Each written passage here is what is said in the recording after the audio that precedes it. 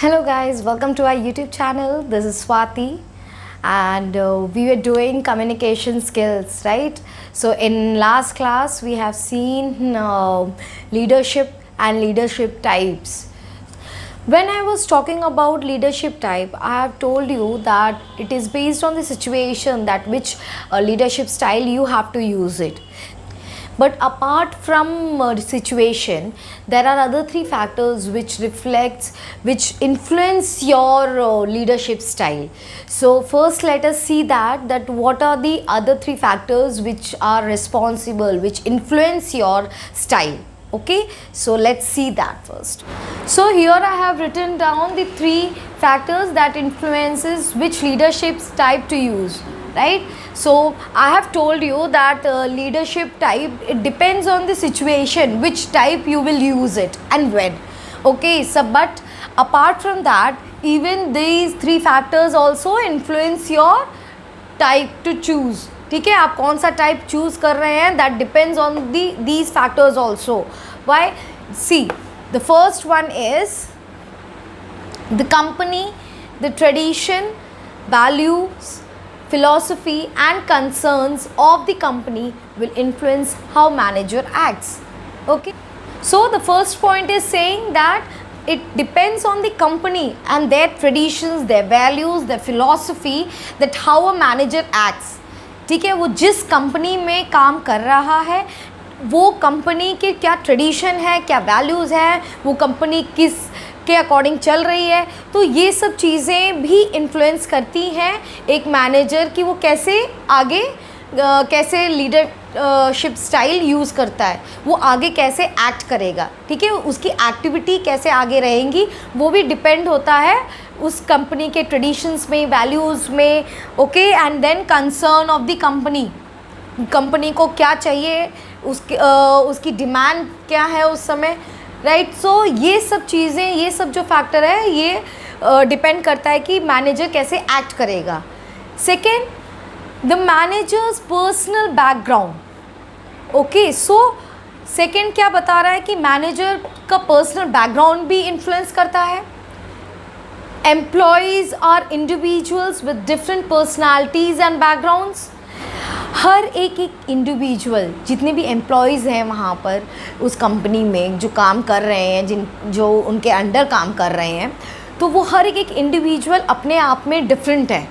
वो उनकी personality different है, उनके सोचने का तरीका, उनके आइडियाज़, हर चीज़ के उनके बैकग्राउंड्स, इन सब फैक्टर्स में वो डिफरेंट है. हर एक इंडिविजुअल एक दूसरे से डिफरेंट रहता है, तो उनका जो भी पर्सनल बैकग्राउंड है वो भी मैटर करता है. इवन दैट इन्फ्लुएंसेस कि मैनेजर कैसे आगे कौन सा लीडरशिप स्टाइल यूज़ करेगा ताकि वो ज़्यादा इफ़ेक्टिवली वर्क कर सकें.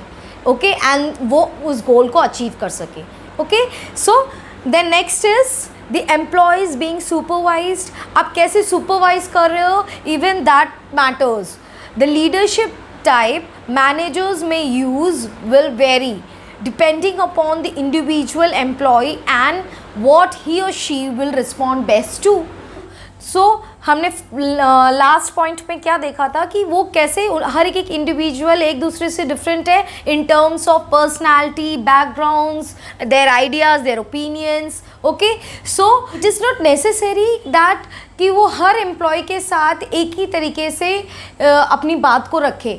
ओके, सो वो जो भी लीडरशिप टाइप यूज़ कर रहा है it may varies according to every individual.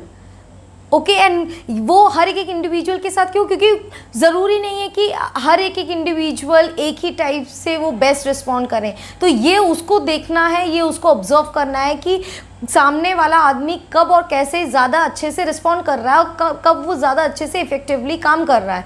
सो वो जिसको भी बेस्ट रिस्पॉन्ड करेगा वो टाइप उस पर यूज़ किया जा सकता है. Okay, so these are the three factors which are responsible that which type leadership type you have to use it and when.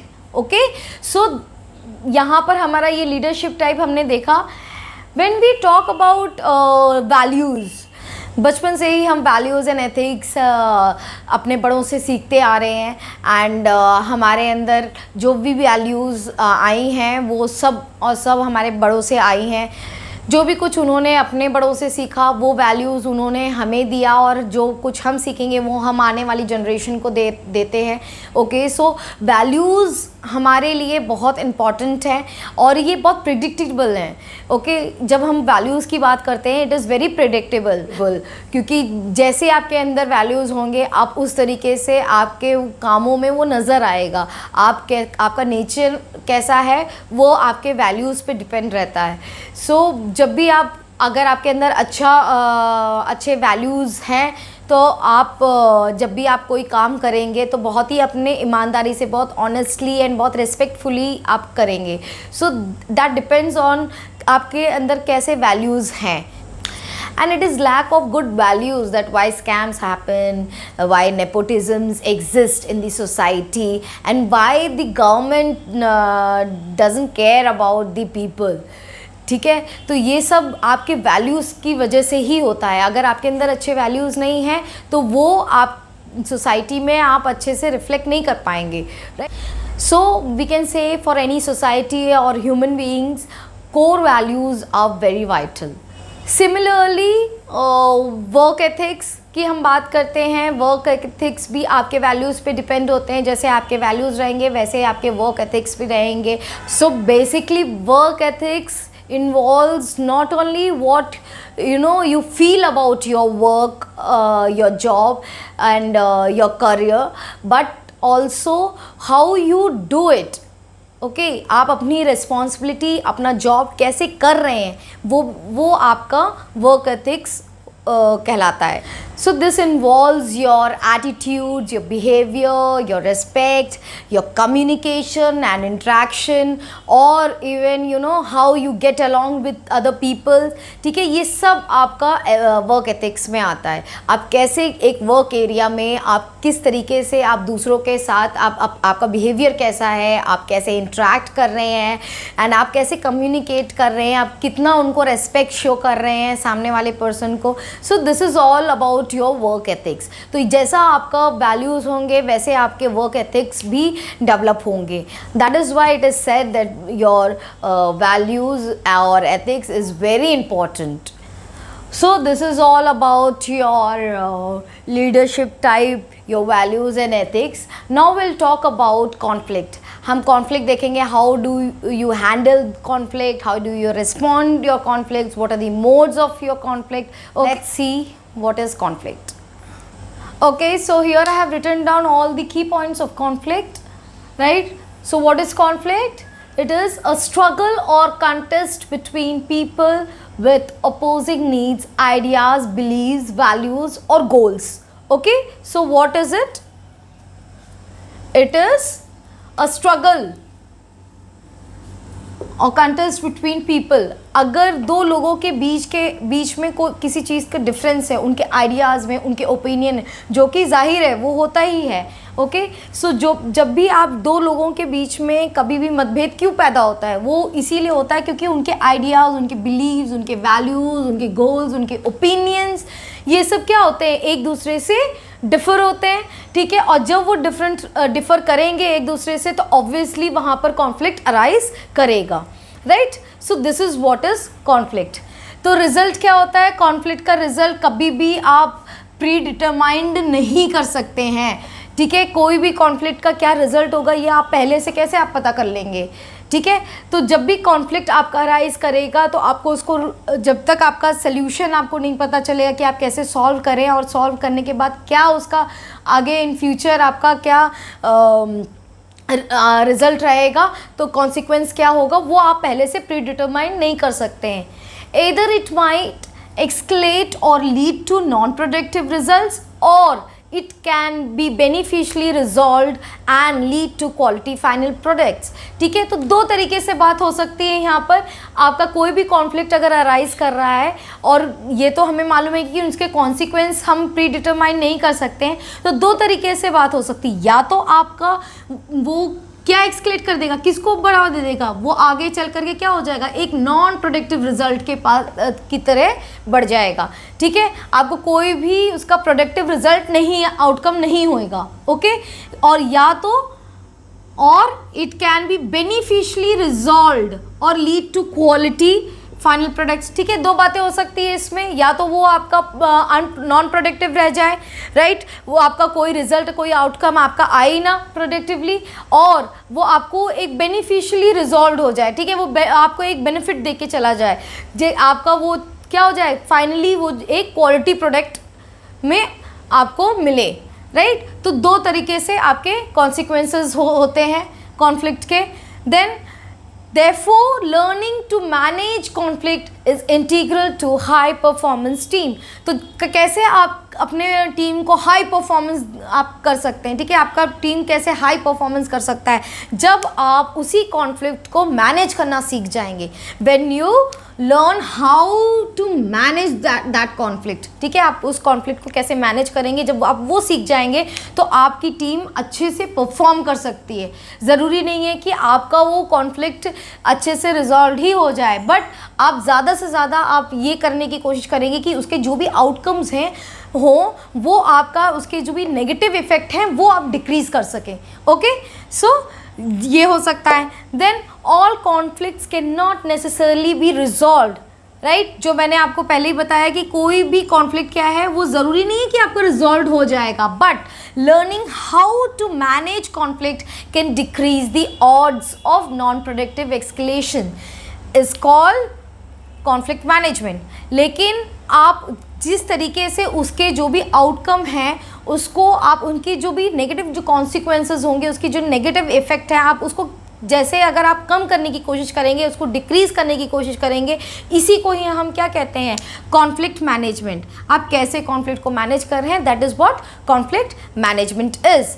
This involves acquiring skills related to conflict resolution, ठीक है, आप conflict को कैसे resolve कर रहे हैं। Okay, then self awareness about conflict modes, आपको conflict modes पता होने चाहिए, क्या क्या कॉन्फ्लिक्ट मोड, आप कैसे कॉन्फ्लिक्ट को रिजॉल्व कर सकते हैं, ठीक है, क्या क्या तरीके हैं, कौन सा तरीका आपको यूज़ करना है, तो दैट इज़ कॉन्फ्लिक्ट मोड्स, जो हम अभी नेक्स्ट वही हम देखेंगे। ओके, सो वो भी उसका भी आपको अवेयर होना चाहिए। देन कॉन्फ्लिक्ट कम्युनिकेशन स्किल्स आपको आना चाहिए, आप कैसे इफेक्टिवली कम्युनिकेट कर रहे हैं आप कॉन्फ्लिक्ट में, even that is very important. आप कैसे इन्फ्लुएंस कर रहे हैं अपने सामने वाले पर्सन को, और कैसे आप अपनी बात उनके सामने रख पाते हैं और उनसे उस चीज़ पे यू कैन परसुएड हिम, ठीक है, तो वो चीज़ भी बहुत इंपॉर्टेंट, वो सब आपकी कम्युनिकेशन स्किल्स पे डिपेंड होता है। That is what conflict communication skills is. Then establishing a structure for management of conflict in your environment, right, so आप कैसे establish करते हैं, ठीक है, इस मैनेजमेंट को, इस कॉन्फ्लिक्ट मैनेजमेंट को आप अपने एनवायरनमेंट में कैसे ढालते हैं, that is what conflict management is. तो ये सारे टूल्स आपको कॉन्फ्लिक्ट मैनेजमेंट सिखाता है, ठीक है, ये सारे टूल्स आपके कॉन्फ्लिक्ट मैनेजमेंट पे होना चाहिए, इस तरीके से आप उसको मैनेज कर सकेंगे, ठीक है। जब भी हम कॉन्फ्लिक्ट की बात करते हैं तो कॉन्फ्लिक्ट कभी भी अराइज करता है, सो आपके पास दो चॉइसेस रहती हैं, एदर यू फाइट और यू फ्ली अवे, ठीक है, या तो आप उसमें फाइट करेंगे या तो आप उससे भागने की कोशिश करेंगे, उसको अवॉइड करने की कोशिश करेंगे। तो आप कैसे डील करते हैं कॉन्फ्लिक्ट से, ये हम नेक्स्ट देखते हैं, ठीक है। तो ये चीज़ आपको कैसे पता चलेगा कॉन्फ्लिक्ट मोड्स के बारे में, जब आप कॉन्फ्लिक्ट मोड्स पढ़ेंगे तो आपको पता चलेगा कि कभी भी कोई कॉन्फ्लिक्ट अराइज होता है तो आपको कैसे रिस्पॉन्ड करना चाहिए। Okay, so this is what will see the next, ठीक है।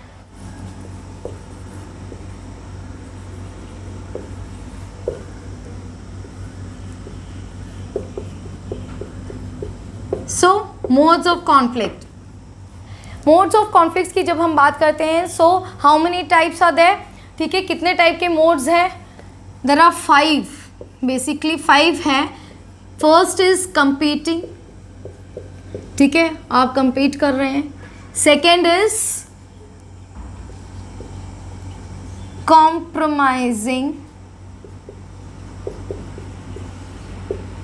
ओके, आप कॉम्प्रोमाइज़ करते हैं जब, तो सेकेंड आपका क्या है, कॉम्प्रोमाइजिंग। कभी भी कॉन्फ्लिक्ट अराइज होती है, या तो आप कॉम्प्रोमाइज़ कर लें या तो आप कॉन्फ्लिक्ट कर लें, राइट, compete कर लें। देन अवॉइडिंग, ओके, आप एक सिचुएशन ऐसी अराइज कर रही कि आप उसको नहीं सॉल्व कर सकते हैं या नहीं कर पाएंगे, आपको ऐसा लगता है, तो आप अवॉइड भी कर सकते हैं। थर्ड इज कोलैबोरेटिंग, ये भी एक इफ़ेक्टिव टूल है जो आप यूज़ कर सकते हैं जब भी ये मोड में आप कोलैबोरेट कर सकते हैं, ठीक है। आप अपनी बात भी रख सकते हैं, उनकी बात भी, आप दोनों मतलब म्यूचुअल अंडरस्टैंडिंग में आप चल सकते हैं। That is what collaborate is. Then accommodating,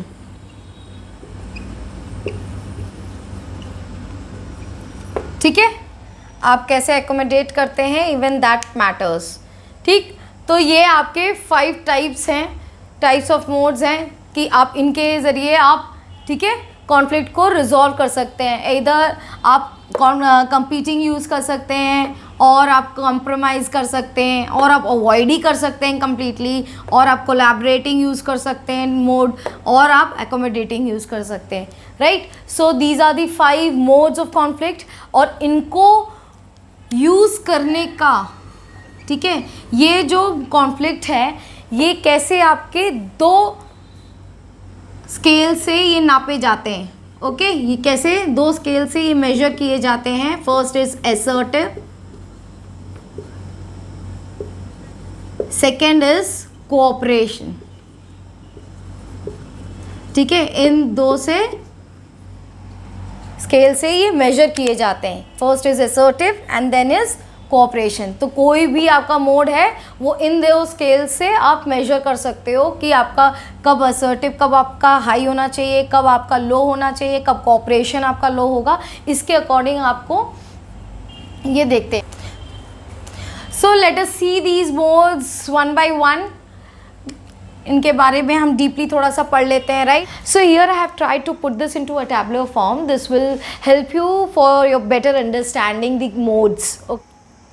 So coming to the competing mode, competing, when it is used, it is appropriate when quick action is to be taken, when you want to, take quick actions. At that time you can use this competing mode. Then unpopular decision is need to be made when you are making decision that is not very popular, ठीक है। जब आप ऐसे decisions ले रहे हैं जो कि आमतौर पे नहीं लिए जाते हैं, at that time you can use competing mode. Then vital issues must be handled. जब आप कोई भी बहुत important issues handle कर रहे हैं, at that time you should use competing mode. Then when one is protecting self interest, जब कोई अपना self interest आपका किसी चीज़ में है and there you want to protect it, ठीक है। आप नहीं चाहते हो कि किसी second person का भी उसमें influence रहे। So at that time you can use competing mode. So coming to the scale, assertive is high and cooperation is low. यहाँ पर आप बहुत ज़्यादा आप cooperative mode में नहीं रहेंगे, बल्कि आप अपनी बात, आप अपना opinions, अपने feelings आप क्या करेंगे, सामने रखेंगे और उनको लेके चलने की कोशिश करेंगे। So competing mode is that. So what are the skills that is required?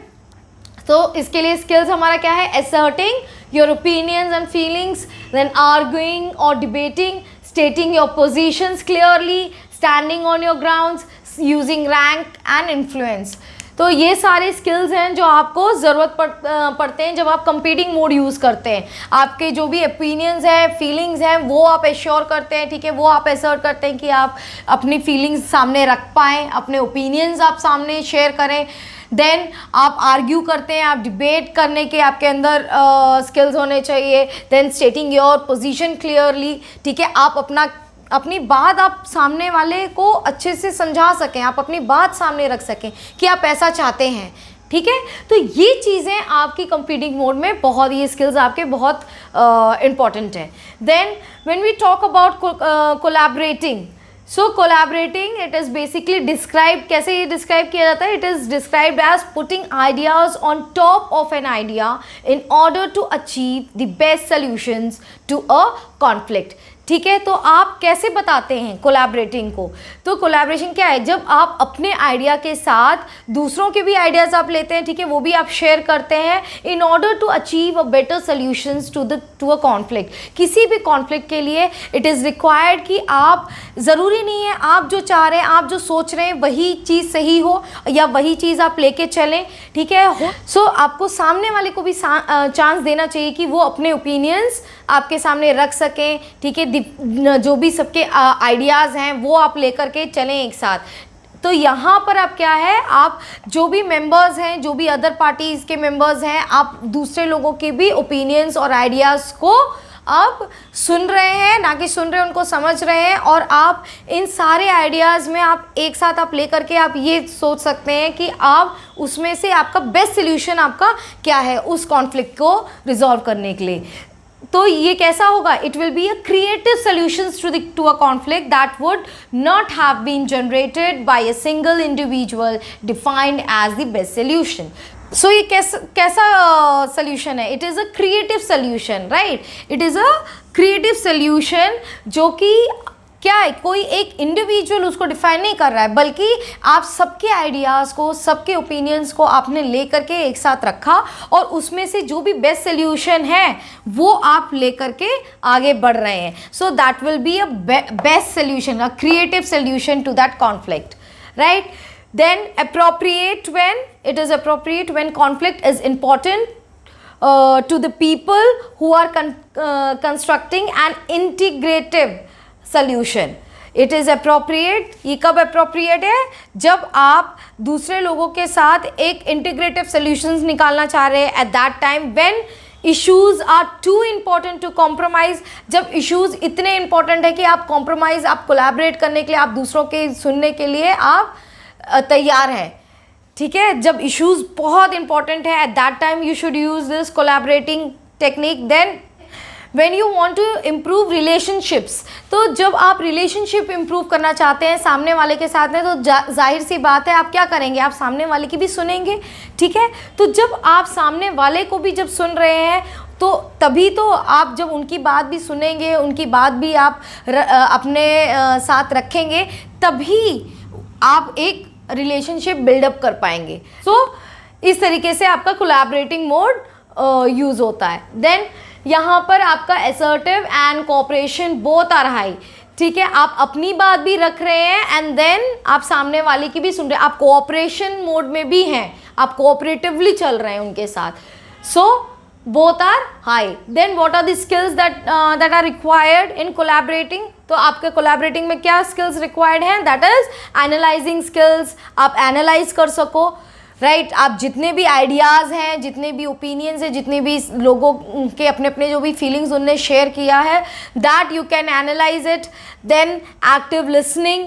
Then identifying concern, आप दूसरों को बहुत अच्छे से सुन सके, आप उनके साथ आइडेंटिफाई कर सके उनमें से कौन सा ज़्यादा बेस्ट आपके लिए उस टाइम पे, उस पर्टिकुलर टाइम पे आपका वो बेस्ट सोल्यूशन होगा। देन नॉन थ्रेटिंग कन्फ्रंटेशंस, ठीक है। तो ये सारे आपके स्किल्स हैं जो रिक्वायर्ड हैं when you talk about collaborating mode. Then after this will see compromising. So coming to the next mode, compromising. Compromising up, how it is defined? Compromising is defined as giving up more than you want or both parties winning, ठीक है, दोनों party का winning situation हो, win win. Okay, सो compromising की जब आप बात करते हैं, it is giving up more than you want. जब भी आपके ऐसे सिचुएशंस हो जहाँ पर आपको ज़रूरत से ज़्यादा मिल रहा हो, then you try to compromise it, बोलते ठीक है, okay fine, we can compromise this. और both parties winning situation. Why it is winning situation? Because assertive और कोऑपरेशन दोनों आपका क्या है, मॉडरेट है, राइट। सो जब आप अपनी बात भी रख ले रहे हैं आराम से एंड देन कोऑपरेटिव मोड में, मतलब दोनों बैलेंसली आपका चल रहा है, सो कॉम्प्रोमाइजिंग मोड आपका क्या है, दोनों पार्टी विनिंग सिचुएशन है। It is appropriate when you are dealing with issues of moderate importance. ये कब आपका अप्रोप्रिएट है? इट इज़ अप्रोप्रिएट जब आपका कोई भी बहुत ज़्यादा भी इम्पोर्टेंट सिचुएशन नहीं है या बहुत लो भी नहीं है, okay. It is of moderate importance और when you have equal pass status, जब आपके पास जो पास स्टेटस है दैट इज़ इक्वल, आपका जो अदर पार्टी है and you both are of equal status, then this compromising mode can be effective and both are moderate. Scales तो हमारा assertive and cooperation both are moderate, we have seen. Then when we talk about skills, so what are the skills that is required for compromising mode? Skills are assessing values, okay, assessing values, then finding a middle ground, आप कैसे एक बीच का रास्ता आप निकाल सकते हैं, then making concessions, negotiating, negotiation is what, जब आप नेगोशिएशन का मतलब ही है कि आप कॉम्प्रोमाइज़ कर रहे हैं किसी के साथ, आप नेगोशिएट कर रहे हैं, okay, so negotiation itself says that compromising आप वहाँ पर कर रहे हैं, right, so those are the skills which is required when you want to use compromising mode. Then we talk about accommodating. Accommodating क्या है? So accommodating is nothing but when you are fully agreeing with the other person that okay fine what you are saying is correct and I am following you. आप उसी को follow कर रहे हैं. You are totally agreeing with the other person, other party कि जो भी वो कह रहा है वो ठीक है. So accommodating is appropriate when you want to show reasonableness. आपको ये दिखाना है कि सामने वाला जो कह रहा है वो reason out कर रहे हैं कि वो जो कह रहा है वो सही है and you are agreeing with that person. Then when you want to create a goodwill with that person, जब आप एक goodwill बनाना चाहते हैं सामने वाले के साथ, at that time you use accommodating mode, or you just want to keep peace and you want to follow that person, at that time you use accommodating. So यहाँ पर जो आपका assertive है वो आपका low रहेगा because you are not giving your opinion और your feeling, ठीक है, आप कुछ भी शेयर नहीं कर रहे and you are trying to cooperate with that person. आप सिर्फ एक कोऑपरेशन मोड पे चल रहे हैं, आप एक कोऑपरेटिव मोड पे चल रहे हैं and you are cooperating with that person. So आपका कोऑपरेशन मोड क्या है, हाई रहेगा और असर्टिव आपका क्या रहेगा, लो रहेगा. Then what are the skills that is required for accommodating? It is the ability to yield, then forgetting your desire, आप अपने डिज़ायर भूल रहे हैं एंड देन तब आप ये चीज़ यूज़ कर सकते हैं because you are talking, you are not giving your opinion. यहाँ पर आप अपनी ओपिनियन नहीं दे रहे, अपने फीलिंग्स नहीं शेयर कर रहे हैं. So you are forgetting your desire and then you are obeying orders. तो आप क्या कर रहे हैं, आप डायरेक्टली आप सिर्फ क्या कर रहे हैं, आप ब्लाइंडली आप उनके जो ऑर्डर्स जो भी हैं वो आप फॉलो कर रहे हैं, वो आप ओबे कर रहे हैं. So then selflessness, you should not be selfish, okay, आपको सेल्फलेसनेस वहाँ पर दिखाना चाहिए. So this is all about compromising and accommodating. See, the things what I have presented over here, you will not found it anywhere else. ठीक है, इस तरीके से आपको एक टैबलो फॉर्म में इस तरीके से आपको नोट्स कहीं मिलेगा नहीं. So you can have a screenshot if you want, ठीक है. तो ये चीज़ आपको बहुत अच्छे से समझ में आ रही होगी. इसमें आपका पैरेलली मैंने सब चीज़ें आपके स्केल्स आपका दिखा के रखा हुआ है. Then what are the skills, आपका एक ही नोट में आपका ये पूरा कॉम्प्रोमाइजिंग, ये एकोमोडेटिंग एंड देन ठीक है कंपीटिंग, ये सब आपके मोड्स जो हैं आपका एक ये बहुत अच्छे नोट्स मैंने आपको बना करके दिए हुए हैं. सो अगर आप इस तरीके से पढ़ेंगे तो आपको बेटर अंडरस्टैंड भी होगा और आपको याद भी रहेंगी चीज़ें, ठीक है. तो इस तरीके से आपको कहीं और नहीं मिलेगी. So you can have a screenshot if you want, right? So after this we'll see avoiding. So next is avoiding, right? So avoiding also when you use this type of mode, इस time पे भी आपको बहुत ही careful रहना चाहिए क्योंकि आपको ये ज़रूर देखना है कि when you are avoiding that conflict, आप कब उस सिचुएशन से उस कॉन्फ्लिक्ट को अवॉइड करने की कोशिश कर रहे हैं, वो कितना इंपॉर्टेंट है, that matters. So when you want to avoid, usually people avoid conflict out of fear of engaging in a conflict, okay. आप या तो आप डरते हैं उस कॉन्फ्लिक्ट के अंदर जाने से, सो बेटर है कि आप उससे भागने की कोशिश करें.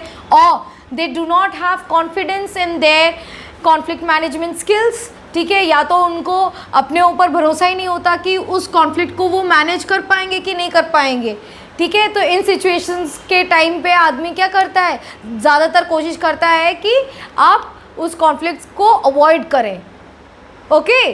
Then it is appropriate when issues of low importance, when you are talking about issues of low importance, ठीक है. जब आप कोई भी इश्यूज़, ऐसे इश्यूज़ हैं जो आपके ज़्यादा मैटर नहीं करते हैं एंड उस कॉन्फ्लिक्ट को ज़्यादा ज़रूरत नहीं है, ज़्यादा ज़रूरी नहीं कि आप उसको रिजॉल्व करें. सो बेटर है कि ठीक है आप उसको अगर अवॉइड करना चाहते हैं फॉर अ टाइम बीइंग, तो आप उसको अवॉइड कर सकते हैं. तो at that time you can use this mode. Then when you want to reduce tension, अगर आपको बहुत ज़्यादा टेंशन हो रही है and that that issue is not that important कि आप उसके लिए इतना टेंशन लें, तो आप अपनी टेंशन रिड्यूस करने के लिए भी आप उस कॉन्फ्लिक्ट को आप अवॉइड कर सकते हैं. और if you want to buy some time, अगर आपको थोड़ा समय चाहिए, so for that particular time के लिए, कुछ समय के लिए आप क्या करेंगे, आप उसको अवॉइड कर सकते हैं, उस कॉन्फ्लिक्ट को थोड़ी देर के लिए साइड बाई रख सकते हैं. ओके, सो यहाँ पर आपका असर्टिव एंड कोऑपरेशन मोड दोनों ही आपका क्या होगा, लो रहेगा, because you neither wants to give your opinion और your feeling about that conflict, or you don't even want to get you don't even want to cooperate with the other person. ठीक है, क्योंकि ये आपको conflict ही क्या करना है, ये आपको अवॉइड कर रहा है. तो जब आप अवॉइड कर रहे हैं तो आप उस कॉन्फ्लिक्ट के बारे में ज़्यादा ना सोचने की कोशिश करेंगे, तो आप कॉपरेट भी नहीं करेंगे सामने वाले के साथ. सो ये यहाँ पर आपका असर्टिव एंड कॉपरेशन दोनों ही आपका लो रहेगा. Then what are the skills that is important for avoiding mode. So skills हमारा क्या है, एबिलिटी टू विड्रॉ, आप किस तरीके से उस कॉन्फ्लिक्ट से विड्रॉ कर रहे हैं, दैट इज़ मोर इम्पॉर्टेंट. आपको वो स्किल आना चाहिए, that skill should be develop in you. Ability to side step issue, तो जब आप उस इशू को, जब जो इम्पोर्टेंट नहीं है, आप उस इशू को दरकिनारे करना चाहते हैं, तो आप उसको कैसे कर रहे हैं, that is more important. Then ability to leave things unresolve, आप कैसे उसको बिना रिजॉल्व करें, उसको कैसे आप किनारे कर रहे हैं, दैट इज़ ऑल्सो, ये भी स्किल आपके अंदर होना चाहिए कि आप किस तरीके से कर पा रहे हैं एक ऑफिस में रह करके. देन सेंस ऑफ टाइमिंग, आपका कौन सा टाइम, आप टाइम भी बहुत पर्टिकुलरली आपका इम्पॉर्टेंट है, आप कैसे टाइम मैनेज करते हैं उस टाइम पे, और कैसे समय पे आप चाहते हैं कि आप मतलब वो कॉन्फ्लिक्ट को आप अलग करके रख सकें. So earlier also I have told you कि जो भी ये मोड्स हैं, कोई भी मोड्स आप ये नहीं कह सकते कि ये सही है या ये गलत है. ठीक है, ये सारे मोड्स जितने भी आपके जो 5 मोड्स हैं, आपका कंपीटिंग, कॉम्प्रोमाइजिंग, देन आपका अवॉइडिंग, एकोमोडेटिंग, तो ये सारे मोड्स क्या हैं, आपके इम्पॉर्टेंट है. इनमें से कोई गलत या सही नहीं है. ठीक है, आप सबको आप कह सकते हो कि ये एक particular, it is depend on a particular situation, और it is depend on that conflict and the importance of that conflict, कि आपका उस टाइम पे आपका कौन सा मोड आपका यूज़ होगा. ठीक है, तो ये आपका बहुत इम्पॉर्टेंट है. आपका जो भी मोड आप यूज़ करते हैं, that should be according to the importance of conflict. ठीक है, आपका किस पे बेस्ड होगा कि आपका वो कितना इम्पॉर्टेंट है कॉन्फ्लिक्ट, ये मैटर आपका करता है. ओके, सो आपका कॉन्फ्लिक्ट इम्पॉर्टेंट करता है. देन सिचुएशन आपका क्या है, वो टाइमिंग आपका क्या है, ठीक है, वो भी मैटर करता है. तो उसके अकॉर्डिंग आप कह सकते हैं कि उस समय के लिए आपका उस कॉन्फ्लिक्ट पे आपका कौन सा मोड आपका बेटर सूटेबल है. Okay, so here I have completed the conflict part in your interpersonal communication skills, and in next class we'll see other topics. ठीक है, जो भी हमारे लेफ्ट आउट टॉपिक्स हैं वो हम नेक्स्ट क्लास में देखेंगे. एंड सो आज के लिए बस इतना ही. Thank you so much. Please do like, share and comment. Thank you so much.